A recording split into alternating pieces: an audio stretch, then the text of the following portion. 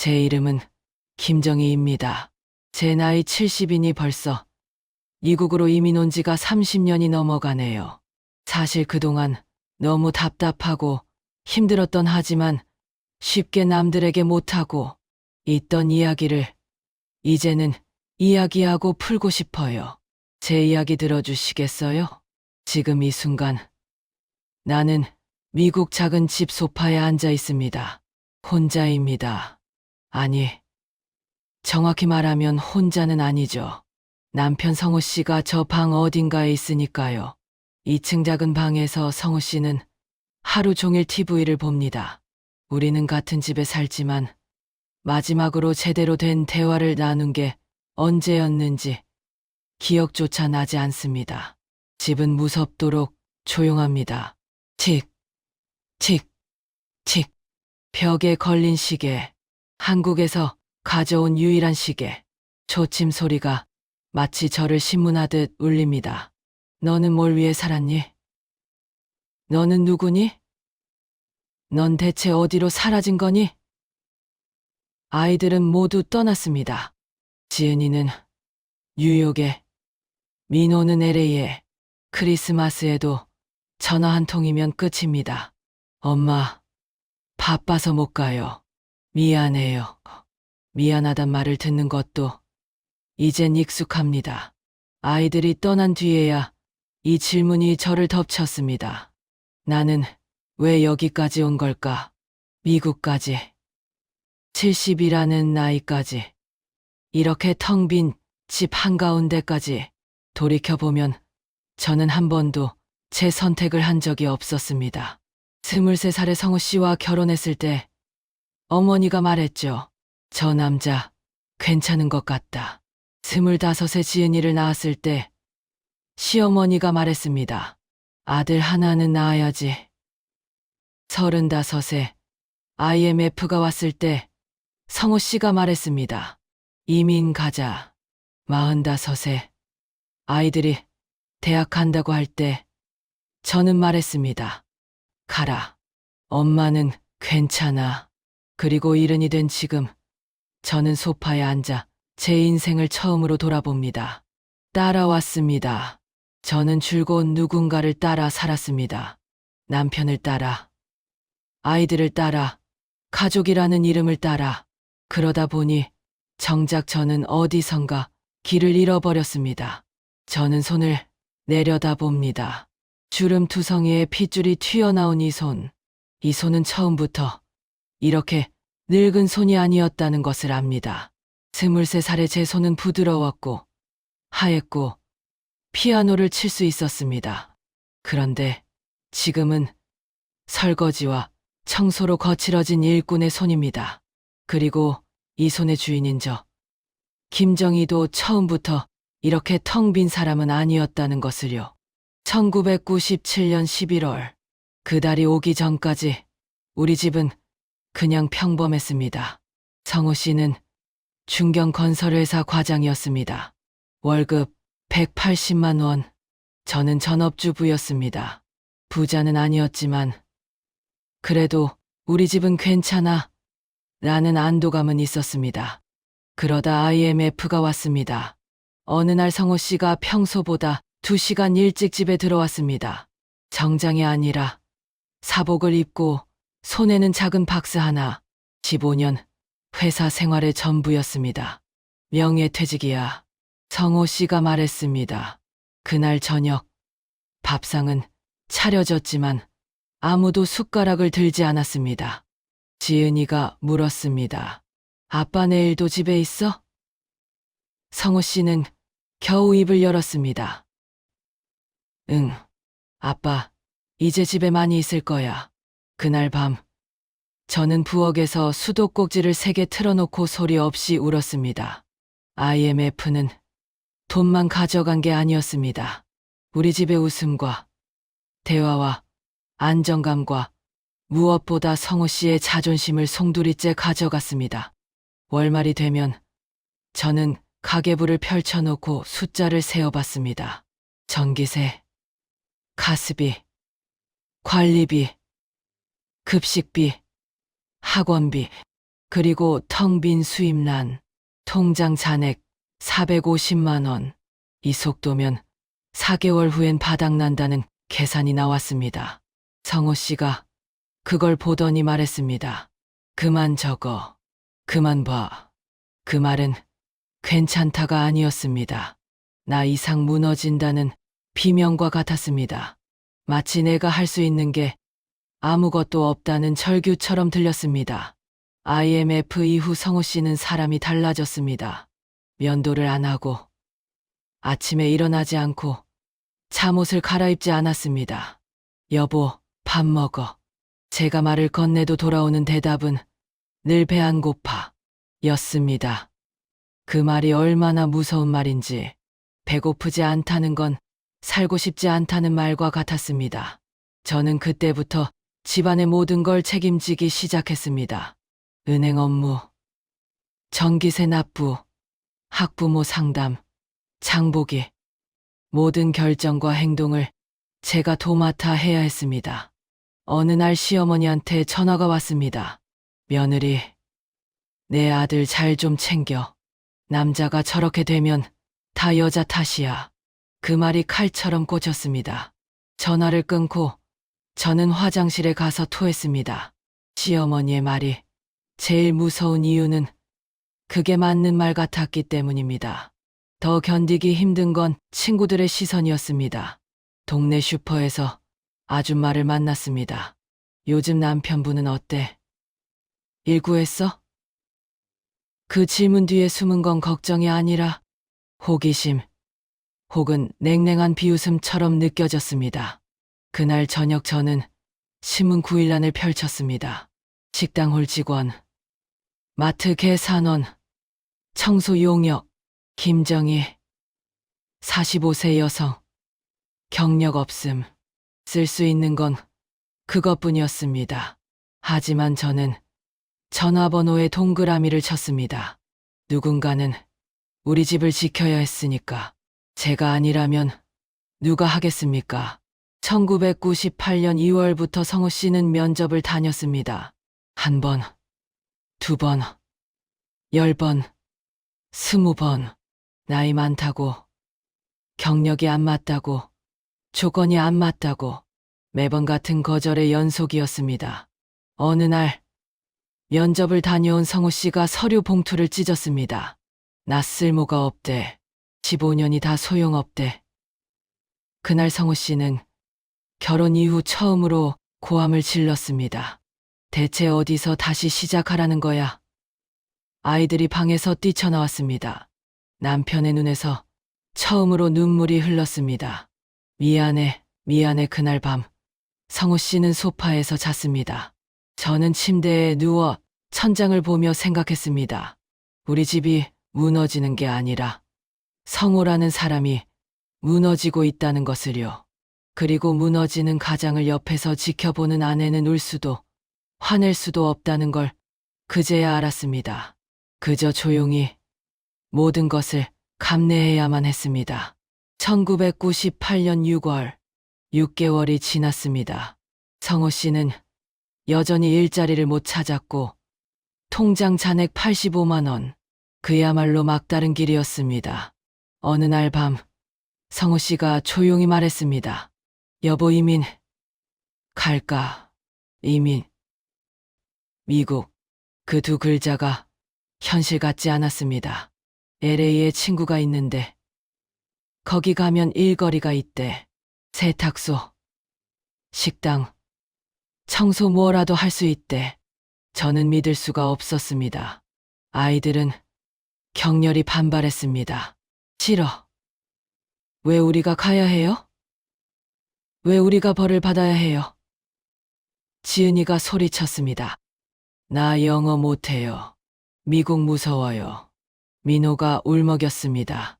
그날 가족 회의는 결론 없이 끝났습니다. 하지만 사실 결론은 이미 정해져 있었습니다.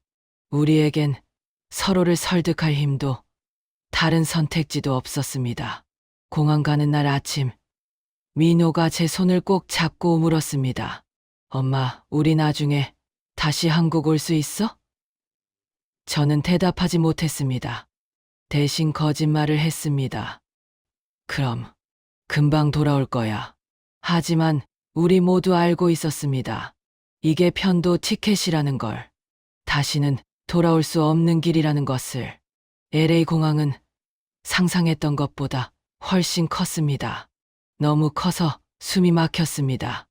영어는 마치 총알처럼 날아다녔습니다. 하나도 못 알아들었습니다. 우리는 택시를 탔습니다. 성호 씨가 주소를 보여줬습니다. 코리아타운, LA. 30분쯤 지났을 때 차가 멈췄습니다. 여기가 맞아? Here. 택시 기사는 무뚝뚝하게 말했습니다. No. No. This is not. 제가 항의하기도 전에 기사는 소리쳤습니다. I said. HERE. Get out. 짐을 도로에 내동댕이 치고 택시는 사라졌습니다. 우리는 낯선 도시 한가운데 짐과 함께 버려졌습니다. 엄마, 우리 뭐야? 우리가 뭐라고 이렇게까지 해야 해? 지은이가 넋 나간 듯 말했습니다. 저는 웃으며 말했습니다. 괜찮아. 엄마가 다 해결할게. 그 말이 세상에서 제일 약한 약속이라는 걸 알면서도 결국 경찰의 도움으로 겨우 숙소를 찾았습니다. 지하 원룸. 창문도 없고 곰팡이 냄새가 나고 화장실은 공용이었습니다. 그날 밤 내 식구가 한 방에서 잤습니다. 저는 눈을 감고 기도했습니다. 제발 내일은 오늘보다 나아지게 해주세요. 하지만 내일은 더 나빠졌습니다. 희망조차 사치였던 시간이었습니다. 미국에서의 첫 직장, 호텔, 객실 청소, 시급 $6. 첫 출근날 새벽 5시에 일어났습니다. 버스를 2번 갈아타야 했습니다. 첫 방문을 열었습니다. 담배 냄새와 술 냄새가 덮쳤습니다. 침대 시트는 얼룩투성이, 화장실 변기는 참아볼 수가 없었습니다. 한국에서 저는 대학을 나왔고 아이 둘을 키운 엄마였고 남의 집 화장실을 닦아본 적이 없었습니다. 그런데 지금 저는 무릎을 꿇고 변기를 닦고 있었습니다. 눈물이 났습니다. 하지만 울 수 없었습니다. Faster, faster. 매니저가 소리쳤습니다. 같은 한국 사람인데 더 차갑고 무서웠습니다. 첫날 저는 12개 방을 청소했습니다. 20개를 못 채워 월급에서 깎였습니다. 집에 돌아왔을 때 몸이 무너져 내렸습니다. 허리가 아파서 펼 수가 없었습니다. 하지만 아이들한테는 웃으며 말했습니다. 엄마, 일 괜찮아. 걱정하지 마. 거짓말이었습니다. 거짓말을 하는 제 자신이 너무나 한심했습니다. 더 힘든 건 영어 때문에 당하는 수모였습니다. 마트 계산대에서 첨언이 물었습니다. Do you have a rewards card? 못 알아듣고 멍하니 서 있었습니다. REWARDS CARD. 뒤에 줄 선 사람들이 한숨을 쉬었습니다. Learn some English. 누군가 중얼거렸습니다. 집에 돌아와 저는 욕실에서 소리 내서 울었습니다. 그때 알았습니다. 영어를 못한다는 건 사람 취급을 못 받는다는 거였습니다. 인간으로서의 존엄이 바닥에 떨어지는 기분이었습니다. 한인 교회에 갔습니다. 하지만 같은 한국 사람인데 더 외로웠습니다. 저희 남편은 엔지니어예요. 그 말 뒤에 숨은 건 우리는 너희보다 낫다는 우월감 혹은 무시하는 시선이었습니다. 미국은 꿈의 나라가 아니라 각자 도생의 땅이었습니다. 모두가 자기 살 길 찾기에 바빴습니다. 서로를 돌아볼 여유 따위는 없었습니다. 아이들도 지옥을 경험했습니다. 민호가 집에 와서 울었습니다. 애들이 내 발음 따라 하면서 웃어요. 칭창총 이러면서요. 엄마, 나도 화나. 왜 우리만 이렇게 힘들어야 해? 저는 아무 대답도 하지 못했습니다. 해줄 말이 없었습니다. 시간이 지나자 아이들은 빠르게 영어를 배웠습니다. 부모인 저와 성우 씨보다 훨씬 빨리 미국 문화에 동화되어 갔습니다. 하지만 어느 순간부터 한국어가 끊기기 시작했습니다. 엄마, 그게 영어로는 아는데 한국말로 뭐라고 하는지 모르겠어. 말이 끊기자 마음도 끊어졌습니다. 언어의 장벽은 단순한 소통의 문제를 넘어 세대 간의 단절을 가져왔습니다. 서로를 이해하려 노력했지만 그 간극은 점점 더 지은이가 고3이 됐을 때 친구들을 집에 데려왔습니다. 엄마, 한국 음식 냄새 나게 하지 마. 저는 김치찌개 끓이려던 냄비를 내려놓았습니다. 친구들이 왔습니다. Hello, welcome, my house. 발음이 꼬였습니다. 지은이가 재빨리 나섰습니다. Mom's still learning English. Come on, let's go to my room. 지은이가 친구들에게 엄마를 보여주고 싶지 않았던 겁니다. 제 존재를 감추고 싶어 했습니다. 민호학교 학부모 상담. 선생님이 조심스럽게 말했습니다. He seems embarrassed when you come to school. Maybe because of language barrier. 집에 돌아와 민호에게 물었습니다. 민호야, 엄마가 학교 오는 거 싫어? 민호는 대답 없이 방으로 들어갔습니다. 그 침묵이 모든 걸 말해줬습니다. 가슴이 찢어지는 것 같았습니다. 지은이와 크게 싸웠습니다. 생일 파티에 밤 11시까지 가고 싶다고 했습니다. 안 돼. In Korea, girls don't stay out that late. 제가 한국적인 가치관으로 지적하자 지은이는 소리쳤습니다. Mom, we're in AMERICA. I'm not even Korean anymore. Being Korean here sucks. 제 딸이 한국인인 걸 부끄러워했습니다. 그리고 한국인인 엄마를 부끄러워했습니다. 저는 그저 고개를 떨굴 수밖에 없었습니다. 제 선택이 아이들에게 이런 상처를 줄 줄은 미처 몰랐습니다. 성호 씨와 저 사이도 조용히 무너지고 있었습니다. 성호 씨는 한인마트에서 물건을 날랐습니다. 저는 청소 일을 계속했습니다. 문제는 돈이 아니라 말이 없어졌다는 거였습니다. 여보, 오늘 어땠어? 제가 물어도 돌아오는 대답은 늘 그냥 이었습니다. 서로에게 기대할 수 있는 것이 아무것도 없다는 걸 우리는 침묵 속에서 확인했습니다. 어느 날 밤 저는 용기를 내서 물었습니다. 여보, 우리 언제까지 이렇게 살아? 성호 씨는 무덤덤하게 말했습니다. 정이야, 나도 힘들어. 나한테 뭘 더 바라는 거야. 그날 이후 성호 씨는 소파에서 자기 시작했습니다. 결국 우리는 각방을 쓰게 됐습니다. 공식적으로 우리는 부부였지만 실질적으론 같은 집에 사는 남남이었습니다. 각자의 삶을 살았고 서로에게 아무런 관심도 두지 않았습니다. 어느 날 밤 저는 혼자 침대에 누워 생각했습니다. 이혼. 하지만 이혼하면 집은? 아이들은? 비자는? 저는 이혼할 자유조차 없었습니다.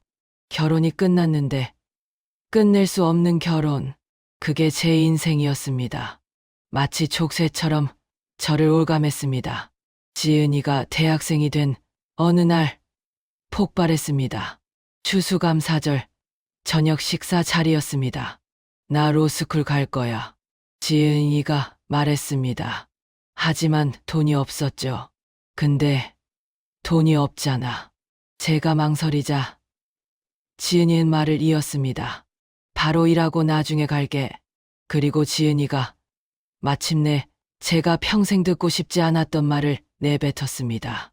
엄마는 항상 말해. 방법이 없었다고. 어쩔 수 없었다고. 근데 그 말 우리한텐 그냥 변명처럼 들려. 엄마 아빠는 자기들 인생 망쳤다고 생각하잖아. 그래서 우리라도 잘 살기를 바라고. 근데 우리 인생은 우리가 원해서 미국 온 거 아니잖아. 그 말을 듣는 순간 제 심장이 쿵 하고 떨어지는 것 같았습니다. 저는 울면서 겨우 말했습니다. 엄마도 무서웠어. 근데 엄마는 너희를 지켜야 했잖아. 지은이는 고개를 돌렸습니다. 그리고 제 인생에 가장 깊은 상처를 남기는 말을 던졌습니다. 그래서 우리 인생을 가져간 거예요? 엄마 인생도 포기하고 우리 인생도 가져가고. 그 말은 제가 평생 피하고 싶었던 질문이었습니다. 하지만 피할 수 없는 현실이 되어 저를 덮쳤습니다. 제가 아이들에게 준 것이 고통밖에 없었나 하는 자괴감에 시달렸습니다. 어쩌면 그 말이 맞았는지도 모른다는 생각이 저를 갉아먹었습니다. 아이들이 떠난 집은 박물관처럼 고요했습니다. 지은이는 뉴욕에, 민호는 샌프란시스코에, 둘 다 돌아오지 않았습니다. 저는 지은이 방 사진 앞에 서서 중얼거렸습니다. 그래도 너희는 잘 자랐지. 그리고 처음으로 이 질문을 스스로에게 던졌습니다. 내가 이민까지 와서 이 고생을 한 이유가 정말 아이들 때문만이었을까? 아니었습니다. 솔직히 말하면 저도 도망치고 싶었습니다. 한국에서의 실패한 가장의 아내라는 꼬리표, 시댁의 차가운 시선, 동네 아줌마들의 수군거림. 그 모든 걸 벗어나고 싶었습니다. 미국은 새로운 시작이 아니라 도피처였습니다. 그리고 저는 도피하면서도 아이들을 핑계 삼았습니다. 아이들, 미래를 위해서. 하지만 진실은 나 자신을 위해서였습니다. 그걸 인정하는데 70년이 걸렸습니다. 제 삶의 깊은 후회와 깨달음이 뒤늦게 찾아온 순간이었습니다. 어쩌면 전 그저 평범한 삶에서 벗어나고 싶었던 건 아닐까 하는 생각마저 들었습니다. 하지만 그 대가는 너무나 가혹했습니다. 70이 넘어서야 저는 처음으로 제 인생을 보기 시작했습니다. 어느 날 아침 혼자 산책을 나갔습니다. 동네 공원 벤치에 앉아 커피를 마셨습니다. 옆 벤치 할머니가 말을 걸었습니다. Beautiful morning, isn't it? 제가 대답했습니다. Yes, it is. 할머니가 물었습니다. Where are you from? Korea. 할머니는 환하게 웃으며 말했습니다. Oh, Korea. Beautiful country. 할머니는 한 번도 한국에 안 가봤는데 한국을 아름다운 나라라고 했습니다. 저는 한국에서 태어나 자랐는데 한국을 떠나왔습니다. 그 아이러니가 슬펐습니다. 집에 돌아와 거울을 봤습니다. 70세의 얼굴, 주름, 흰 머리, 처진 피부. 하지만 눈은 아직 살아 있었습니다. 저는 거울 속 나에게 말했습니다. 정희야, 너도 정말 수고했다. 그리고 약속했습니다. 앞으로 남은 시간은 나를 위해 살겠다고. 지난주에 저는 커뮤니티 칼리지에 등록했습니다. 도예 수업, 평생 하고 싶었던 거였습니다. 첫 수업 날, 선생님이 물었습니다. What's your name? 저는 또렷하게 대답했습니다. My name is 장희. Just 장희. 누군가의 아내도 누군가의 엄마도 아닌 그냥 정희. 흙을 만지며 저는 생각했습니다. 70년 만에 나는 처음으로 나를 찾기 시작했습니다. 오늘 저는 첫 작품을 만들었습니다. 작은 그릇. 완벽하지 않았습니다. 삐뚤빼뚤하고 두께도 고르지 않았습니다. 하지만 제 손으로 만든 거였습니다. 누가 시켜서가 아니라 제가 원해서. 선생님이 말했습니다. This is beautiful. You have talent. 70년 만에 처음으로 누군가 제 재능을 인정해줬습니다. 어제 지은이한테 전화가 왔습니다. 엄마, 나 다음 주에 갈게. 에센도 데리고 갈게. 저는 울 뻔했습니다. 그래, 와라. 엄마가 밥 해줄게. What do you want to eat? 지은이가 웃으며 말했습니다. 김치찌개. 한국 음식 냄새 나게 하지 말라던 그 딸이 이제는 김치찌개를 먹고 싶다고 합니다. 저는 오늘도 조용히 내일을 준비합니다. 아침에 산책을 가고 오후에는 도예 수업에 갑니다. 혼자지만 외롭지 않습니다. 70년을 살아오며 처음으로 저는 저를 알아가고 있습니다. 김정희. 그 이름 뒤에 이제는 무언가 있습니다. 도예를 하는 사람, 책을 읽는 사람, 자기 인생을 사는 사람. 저는 이제 압니다. 저는 실패해서 이민 온 게 아니라 살아남기 위해 끝까지 걸어온 사람이라는 것을. 그리고 이제는 자식의 인생이 아니라 제 인생을 살 차례라는 것을. 창밖을 봅니다. 해가 지고 있습니다. 하지만 내일 또 해는 뜹니다. 그리고 저는 내일도 저를 위해 살 것입니다. 누군가의 엄마가 아니라 나, 김정희로.